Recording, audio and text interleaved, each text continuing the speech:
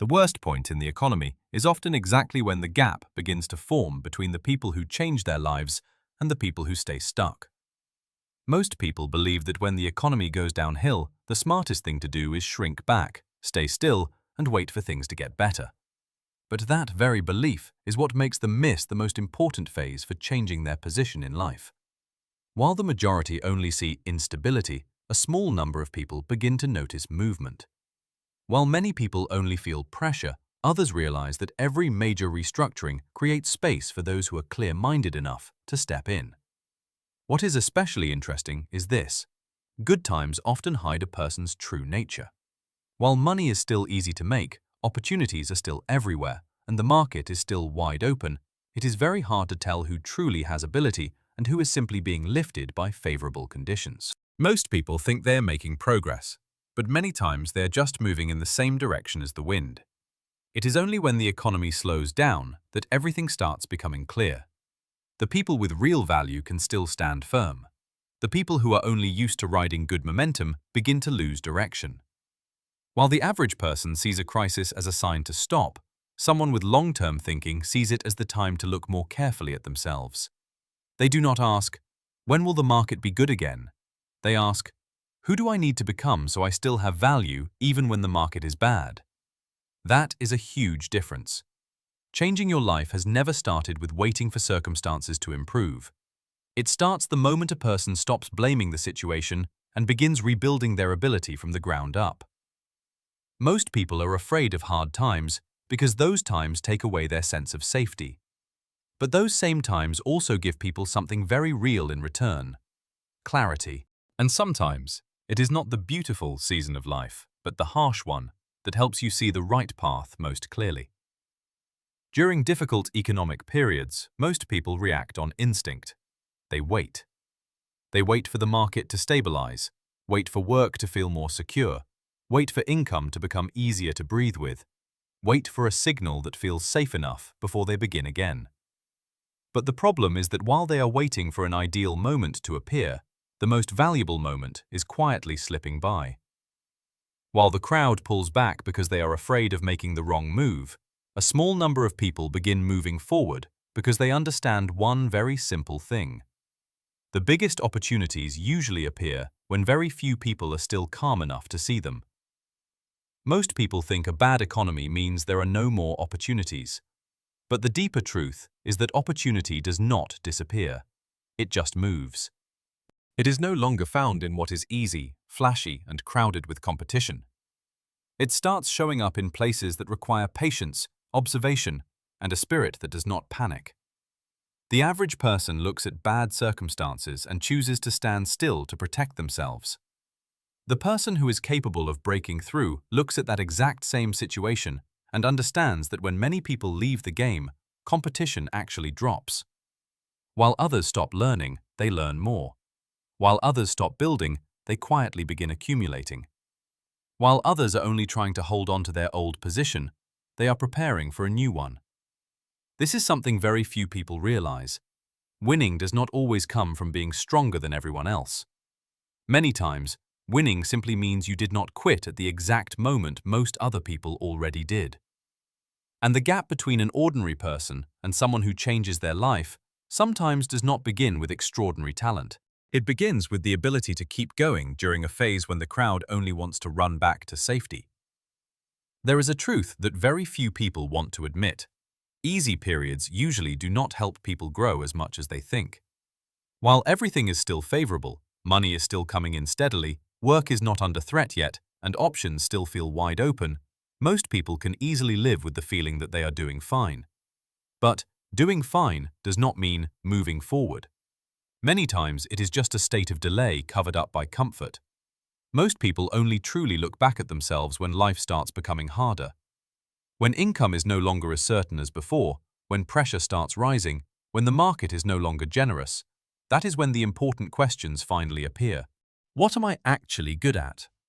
What value do I create that other people are willing to pay for? If conditions keep getting worse, what will still keep me standing? While shallow people are thrown into confusion by crisis, people who are capable of growth are forced awake by that very pressure. That is why many people only change in a major way when they have no other choice left. While favorable times allow you to postpone upgrading yourself, difficult times force you to face the weakest parts of who you are. You cannot keep living on autopilot. You cannot keep spending based on emotion, working out of habit, or assuming that tomorrow will automatically be easier than today. Hardship, in a way that is both cruel and fair, pulls you out of illusion. The average person sees pressure as something to avoid, but people who mature through collision with life come to understand that some lessons do not come from books, and they do not come from peaceful days either. They only come when you are forced to look directly at your own limits. And sometimes, 1 year of living through challenge can change a person more deeply than many years of living in ease. Because in the end, what creates a turning point is not how you survived a difficult phase, it is how different a person you became after that phase was over. Most people only feel safe taking action when everything is already clear, when the market is good, when work is stable, when everyone around them says this is a great time, then they finally dare to step in. But the paradox is this: by the time everything becomes clear, most of the greatest value has usually already passed its easiest stage to capture. While the crowd needs certainty before acting, people with vision understand that uncertainty itself is where the gap gets created. During difficult economic periods, many things get valued below what they are truly worth. Not just assets, but also ability, reputation, position, and even career opportunities. While many people look at bad conditions and only see risk, a small number begin to notice mispricing. They understand that when fear spreads across the crowd, people tend to sell their future too cheaply just to buy a feeling of safety in the present. And that is when calm people begin accumulating the things that will become very expensive later.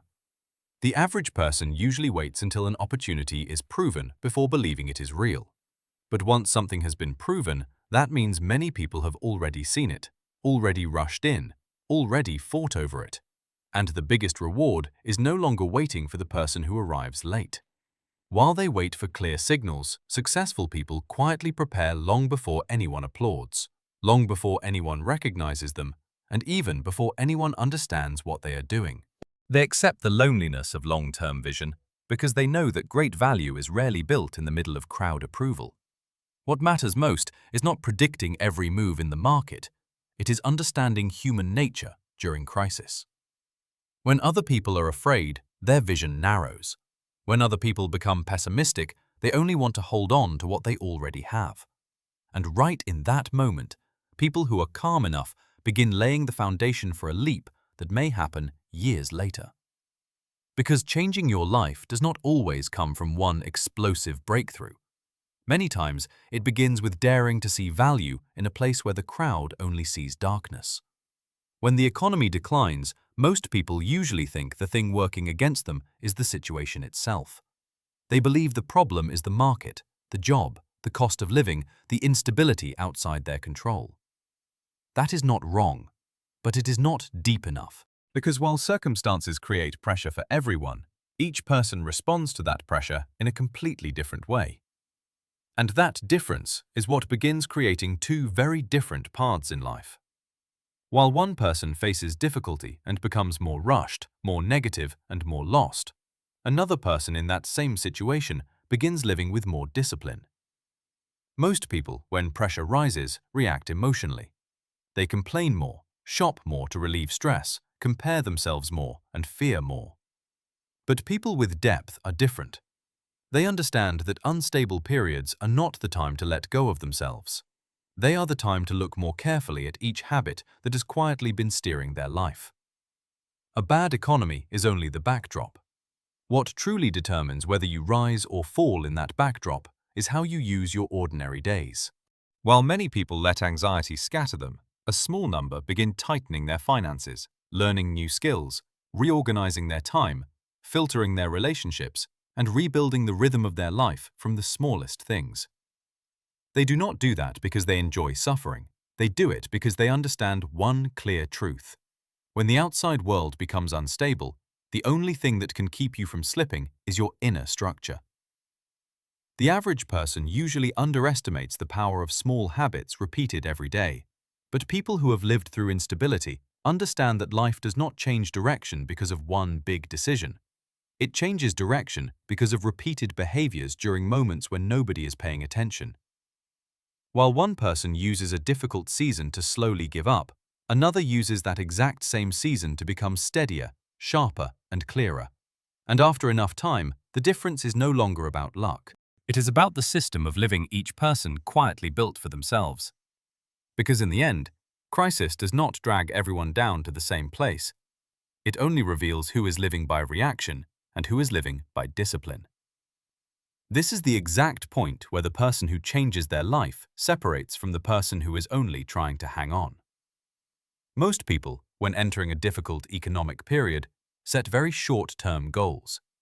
How do I avoid losing more? How do I avoid collapsing? How do I hold on to what I still have? That is natural. But if a person lives in defensive mode for too long, they gradually lose the ability to build. While they think they are protecting their life, they are actually letting time pass without creating any new foundation for the future. The person who is capable of breaking through is different.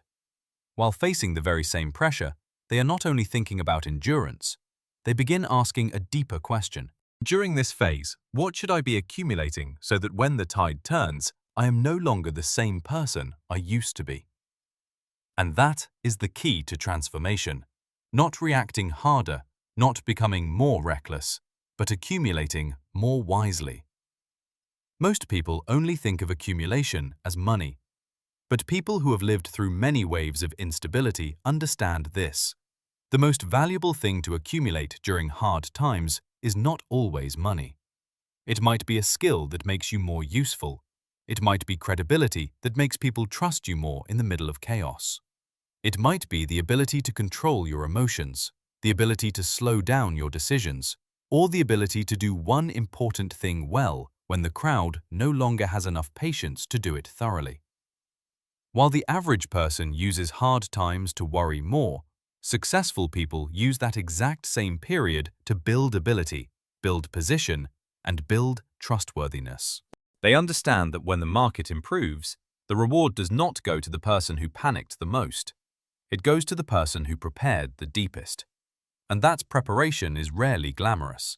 It happens quietly, over and over again, on days when nobody applauds, nobody recognizes it, and nobody even understands why they are still continuing. Because in the end, changing your life does not happen on the day opportunity appears. It happens long before that, during the difficult days when a person quietly accumulates what their future will one day need. Most people think life only changes when a big opportunity appears. A better job, a better relationship, a better market, a better time. But that is only the surface. Because while they wait for opportunity to arrive so they can change their life, the people who truly break through use the darkest stretch of time to change themselves first. And that is the real root of every turning point. While the crowd asks, when will luck finally come my way? People with depth ask a different question.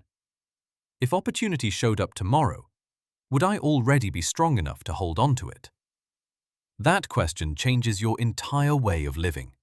It makes a person stop living on vague hope and start living through intentional preparation. Most people want the result to come quickly before they become serious.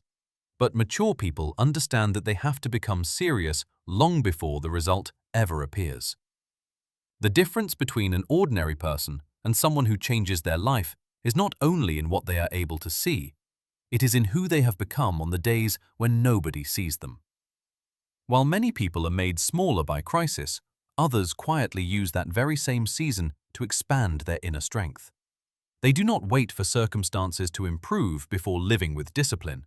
They do not wait to be recognized before beginning to grow. Because in the end, the worst point of the economy is only a test.